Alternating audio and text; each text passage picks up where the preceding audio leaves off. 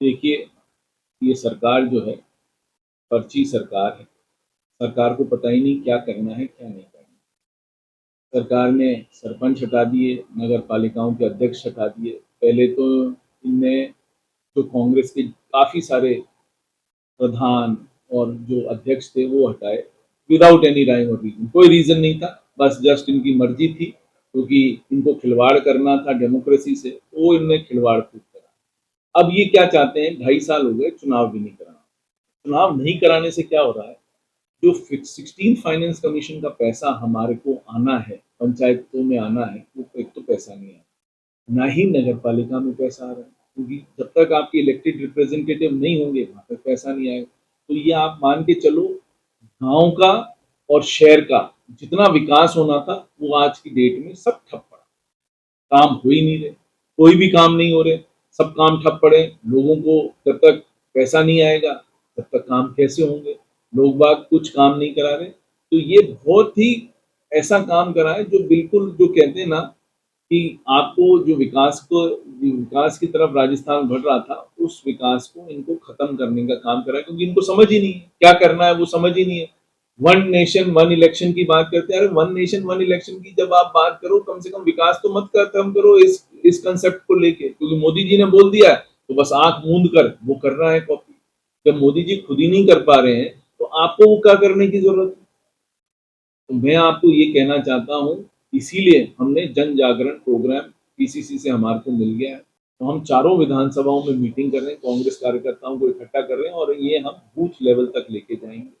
और इसी संदर्भ में अब कांग्रेस का नया अभियान चला है, हम नए नए बूथ अध्यक्ष बना रहे हैं, नए पंचायत अध्यक्ष बना रहे हैं, उनकी कार्यकारिणी बनाएंगे। और हम फिर बिल्कुल निचले स्तर तक जो हमारा में कमजोरी थी, उस कमजोरी को हम खत्म कर रहे हैं। और हम निचले स्तर तक बिल्कुल हम सब चीजें बना के और अपनी कार्यकारिणी बना के निचले स्तर तक, ब्लॉक स्तर तक हम चले जाएंगे 2 महीने के अंदर। और अब हमारे को आदेश और मिल गया है कि तैयारी करनी है, तो हम इसी महीने से अब नगर पालिकाओं में और पंचायत समितियों में तैयारी करना शुरू करेंगे, किसको लड़ाना है किसको नहीं लड़ाना है, सब जगह जाके बात करेंगे, जिससे कि कांग्रेस वापस इनकी नाकामियों के ऊपर हम अपनी बात कहेंगे, जिससे लोगों को समझ में आ रही है। क्योंकि आज आप देख लो, गैस आपको मिल नहीं रही, गैस की हालत खराब है। गैस आपको 45-45, 50-50 दिन नहीं मिल रही। ढाबे वाले परेशान है, रेस्टोरेंट वाले परेशान है, घर वाले परेशान है। और सबसे इम्पोर्टेंट चीज क्या है, आज सबसे बड़ा जो मोरबी सेंटर था टाइल बनाने का गुजरात में, वहां एक भी फैक्ट्री नहीं चल रही, सब फैक्ट्रियां बंद है। आज प्राइस इंक्रीज हो गया 20-20%, सब चीजों में प्राइस इंक्रीज हो गया। अब जो एक बार प्राइस इंक्रीज हो जाता है, वो आपको सबको पता है, वो प्राइस नीचे तो गिरती नहीं। तो बेशुमार महंगाई बढ़ जाएगी। ये सिर्फ आप देखना, ये इलेक्शन खत्म हो जाने दो स्टेट्स का, डीजल और पेट्रोल पे कम से कम 10-10, 15-15 रुपए बढ़ेंगे, उससे कम बढ़ेंगे ही नहीं। आप 10-10, 15-15 रुपए बढ़ेंगे। तो ये तो सरकार सिर्फ वेट कर रही है इलेक्शन खत्म हो जाए। जिस दिन वोटिंग खत्म हो जाएगी उसके अगले दिन आप देखना ये प्राइजेस सब जगह। जो शिप आ रहा था, जो ईरानियन शिप था, जो 1 लाख बैरल तेल लेके आ रहा था, वो इंडियन पोर्ट पर आना था, गुजरात के पोर्ट पर आना था। वो पता पड़ा, वो शिप वापस चीन की तरफ चला गया। उसका पता नहीं क्या हुआ। आज 1 लाख बैरल हमारे को यदि तेल मिल जाता तो हमारे कम से कम कुछ नहीं करते करते 7 दिन का स्टॉक तो हमारे पास रहता। वही शिप चला गया।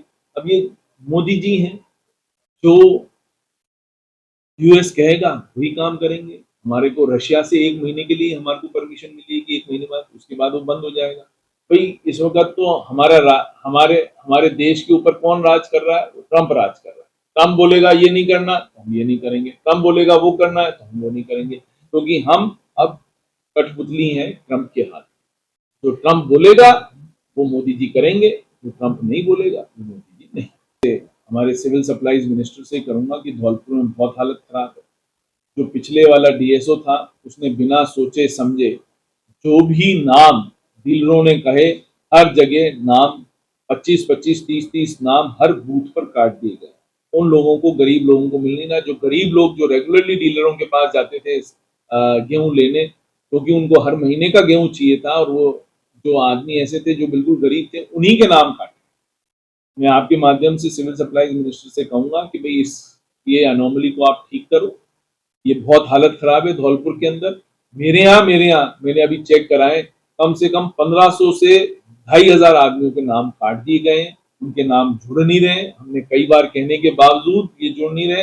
ये सिर्फ ये कहते हैं कि हम जाके चेक करेंगे फिर जोड़ेंगे। 3-3 महीने हो गए, 3-3 महीने से ये एप्लीकेशन पेंडिंग है, बट कुछ काम नहीं।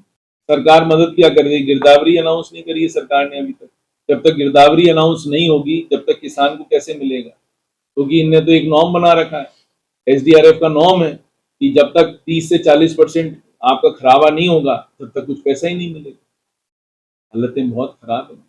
अब कम से कम गांव में 30-40% का खराब हो तो गांव वालों को तो मिल जाएगा, बट इसके लिए गिरदावरी अनाउंस करनी चाहिए सरकार को तुरंत तरीके से, जिससे कि जो किसानों का नुकसान हुआ है, जो फसलें खराब हुई हैं, कल जैसे सरमत्रा और बाड़ी में भी ओले पड़े हैं, तो वहाँ पर जो गेहूं की फसल खराब हुई है, मैं आपके माध्यम से सरकार से मांग करता हूँ कि तुरंत गिरदावरी कराई जाए, जिनका नुकसान है उनको पैसा दिया जाए तुरंत। सरकार की इतनी हालत खराब है, मैं कई बार आपको कह चुका हूँ, सरकार में कोई ध्यान देने वाला ही नहीं।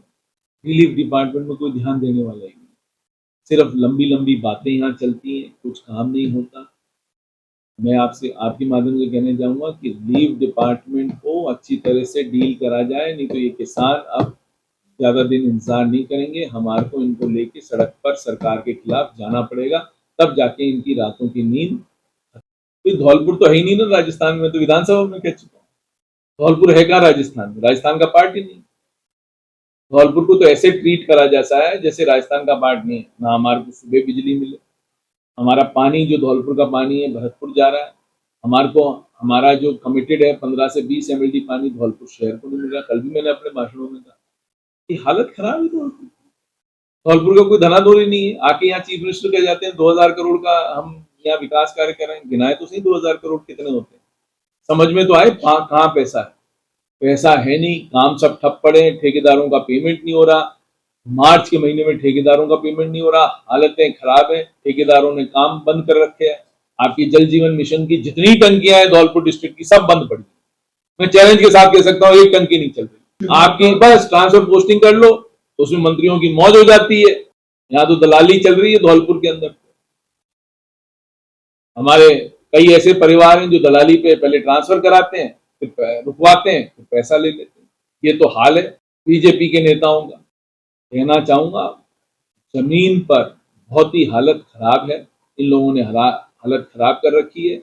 छोटे छोटे दलाल पैदा कर दिए हैं बीजेपी ने, हालतें खराब है। मैं आपके माध्यम से ही कहना चाहूंगा कि इसको बंद कर दिया जाए, और नहीं तो 1 साल बाद अपने आप ये चीज 2.5 साल हो गए, 1.5 साल 1 साल बाद जब कोई अफसर इनकी सुनेगा नहीं, अपने आप चीजें ठीक होना शुरू हो।